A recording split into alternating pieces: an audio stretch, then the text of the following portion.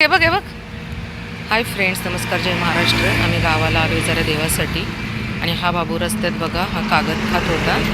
इकडे हे घे, कारण जिथं जाईल तिथं आपली सेवा असते. बिस्किटं पोट भरून येत बघ. पाणी पण देते तुला, खा. कारण प्रत्येकाने असं बाहेर जाताना ना यांच्यासाठी काहीतरी नेलं पाहिजे.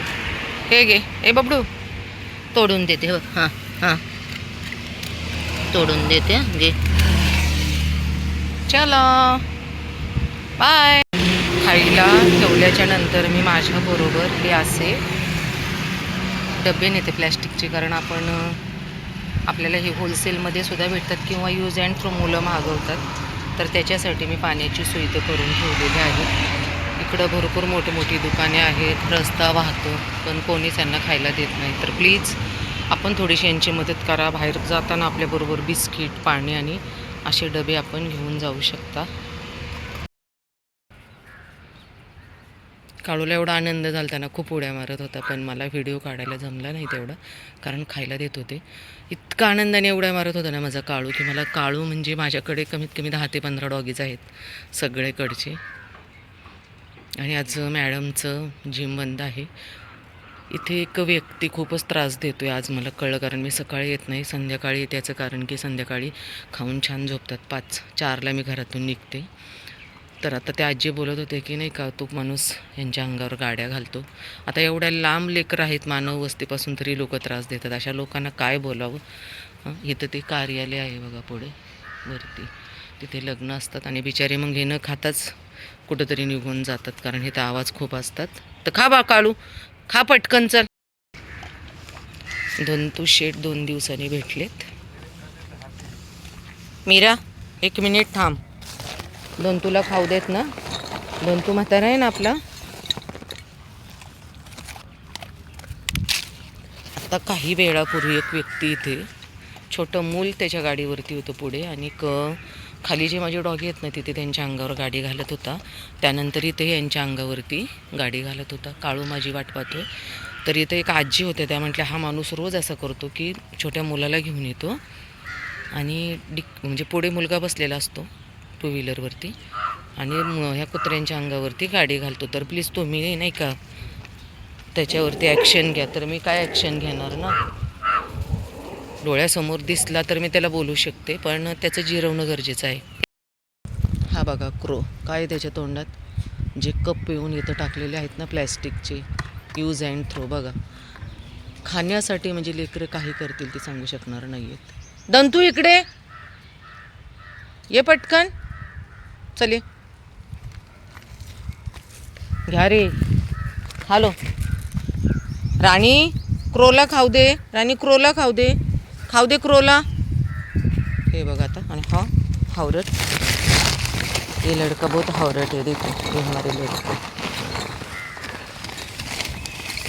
कितना भी खाते तो भी उनका पेट नहीं भरता है. खाने के लिए ये बच्चे आते क्या है.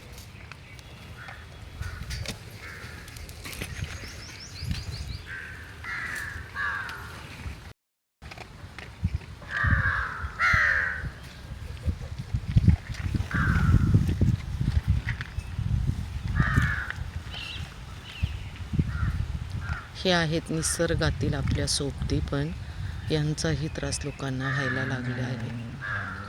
आता कावळे लोकांना काही त्रास देतात मला माहिती नाही, पण बरेच लोकांचं असं म्हणणं आहे की त्रास होतो.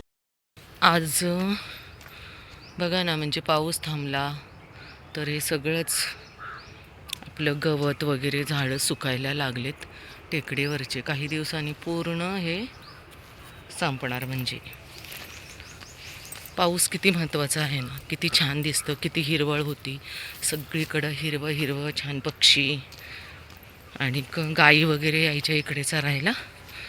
इथे काही गोठे आहेत खाली बिबीवाडीमध्ये,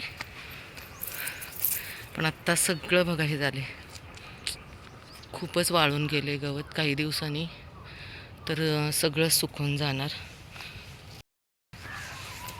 टेकडीवर यायचा आनंद वेगळाच असतो, कारण डोंगर फोडून सिमेंटची जंगले तयार झाली आहेत. आता फक्त राहिल्या छोट्या टेकड्या, तर टेकड्या पण जाणार आहेत, कारण आपल्या इकडच्या लोकांनी बाहेरचे आलेले मोठमोठे व्यापारी यांना आपले सगळ्या टेकड्या, आपल्या जमिनी विकलेल्या आहेत.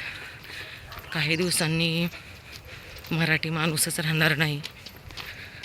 नक्की कोणाचा राज्य येईल सांगू शकत नाही. लोकांना खरं समजलं पाहिजे काय केलं पाहिजे काय नाही. पुढच्या पिढीसाठी थोडंसं तरी राखून ठेवलं पाहिजे, पण नाही कळत. काय करणार आपण. सूर्यांची किरणे झाडीमधून इतकी छान येत आहेत ना. बघा हे सूर्यकिरण किती सुंदर आहेत. हो हो आले आले, तुझ्यासाठीच आले बाबू, चला. आणि ही पायवाट. आत्ता आपण टेकडीवरती पोचलेलो आहोत. सकाळी सकाळी आले, थोडं बाहेर जायचं आहे म्हणून 5 वाजता. तर सगळी लेकरं झोपलेत बघा. फक्त ह्या मॅडम जागे आहेत बघा. लाली मॅडमने आवाज घेतला आणि हे बघा बाकी तो झोपलाय बघा तिथं. आणि चमेली मॅडम पण झोपलेले. चल लाली, चल चल चल आपण उठूयात. हां चल लालू.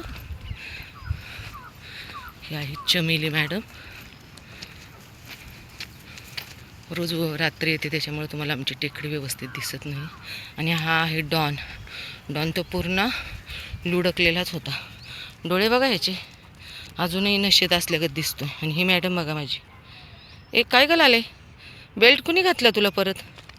हां ह्या पण मॅडम झोपेत आहेत. हे बघा डोळे बघा. चला टेकडीवर आपण पोचलेलो आहोत. आणि लालीने तर माझं स्वागतच केलं आहे छानपैकी, कारण हे दोघे जण तर झोपले होते. हा डॉन आणि ही तिची आई झोपलेली होती. पण हिने हळूच आवाज घेतला लालीने आणि तिने माझं स्वागत केलं सकाळी सकाळी टेकडीवरती. खरंच हे मुके प्राणी यांना खूप जीव लावतात. पण असे काही नग आहेत नाही तर टेकडीवरती बघा दारू प्यायला येतात. कारण नसताना यांना त्रास देतात, कारण इकडे बसायला आतमध्ये खूप जागा आहे. आणि लव बर्ड्स तर खूपच झालेले आहेत. कारण नक्की त्यांना म्हणजे नाही का किंवा इकडे ज्येष्ठ नागरिक फिरायला येतात आजकाल. म्हणजे लोकांना काहीच वाटत नाही की आपण काय करतोय, काय केलं पाहिजे, कुठे जातोय. कारण नसताना लेकरांना त्रास देतात. एवढ्या दूर आहेत माझी लेकरं टेकडीवरती, तरी दगडीने मारतात. आज सकाळी असाच किस्सा घडलेला आहे. एक दादा सांगत होते तुम्ही त्याच्यावरती ॲक्शन घ्या की हा माणूस कारण नसताना या डॉगींना इथे त्रास देतो. म्हणजे 2 घटना आज मला समजल्या आहेत. तर आपण काय ॲक्शन घेणार ना अशा लोकांवरती. शेवटी ते बेवडेच आहेत. पण जसे तुम्ही कर्म कराल ना तसं नक्कीच तुम्हाला फळ मिळणार एवढं माहिती आहे मला. कारण केलेल्या कर्माची फळे आपल्याला इथेच भोगायची आहेत. एवढी सुंदर टेकडी आहे बघा आमची, पण आता सगळं सुकायला लागलेलं आहे. तर काय करणार. पावसाची खरंच गरज आहे आपल्याला. लाली काय कोण खाणार ते? इतकी झोप आली का तुला? मग खाणार कोण? कोण येत नाही टेकडीवरती इकडे? येत नाही आहे कोण? नंतर काय खाणार तू? कशी झाली आहे तब्येत? डोळ्याला काय झालं का तुझ्या बाबू? हे बाई राणी, डोळ्याला काय झालं का बाबूच्या? बघू दे, हे खा. तिकडं खाय ना म्हणून मी तिला इकडे दिले. इकडं खूप खडक आहे. देवा अजून, चला देते अजून तुम्हाला. चला या धरा, पोटभर खायचं आहे चला. कारण आपण दिवसातून एकदाच देतो यांना खायला, त्यामुळे पोटभर देणं गरजेचं आहे. घ्या खावा, पोटभर खावा. घ्या डॉन साहेब. पण आमची लाली बेटीच खात नाही. काही नाही करत बाळा, तू खा. चला आता मी जाते, बाय.